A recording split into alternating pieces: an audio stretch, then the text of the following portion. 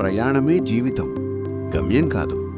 జీవితం ఒక ప్రయాణంగా భావిస్తే వ్యక్తి ఆ ప్రయాణాన్ని తనకు తెలియకుండానే ప్రారంభించినట్లు.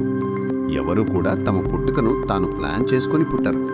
తమ ప్రమేయం లేకుండా పుట్టి తమ ప్రమేయం లేకుండానే బాల్యం కొనసాగటం వల్ల వాళ్ళ వ్యక్తిత్వం తమ ప్రమేయం లేకుండా సమాజ స్థితిని బట్టి ఏర్పడుతుంది. తనకు ఊహ తెలిసేసరికే తాను ప్రయాణంలో ఉన్నాను అని అర్థమవుతుంది. నిజానికి మన జీవన ప్రయాణం మన ప్రమేయం లేకుండానే మొదలైంది.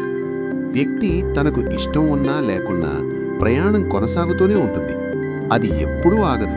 తాను తీసుకునే నిర్ణయాలను బట్టి ప్రయాణం దిశ మారుతుందేమో తప్ప ప్రయాణం మాత్రం కొనసాగుతూనే ఉంటుంది.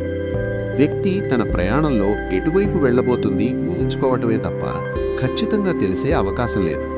ఎవరిని కలవబోతున్నానో వారి వల్ల ప్రయాణం ఎటువైపు మారుతుందో తెలియదు. ఎంత ఎక్కువ ఆలోచించి విశ్లేషించి ప్లాన్ చేసుకున్నా ఆ ప్రయాణం తాను అనుకున్న దానిని భిన్నంగానే ఉంటుంది తప్ప తన ప్లాన్ ప్రకారం ఎప్పుడూ నడవదు.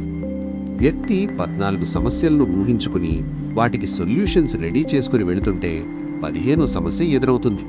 ప్రయాణం సాగే కొద్దీ కొత్త దారులు కనిపిస్తాయి. హఠాత్తుగా ఒక దారి ముగిసిపోతుంది. తిరిగి చూసేసరికి మరో చిన్న దారి ఉండొచ్చు.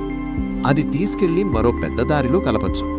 పెద్ద దారి అనుకున్నది హఠాత్తుగా ఆగిపోవచ్చు. మళ్లీ వెనకకు వచ్చి మరో దారిలో వెళ్లాల్సి రావచ్చు.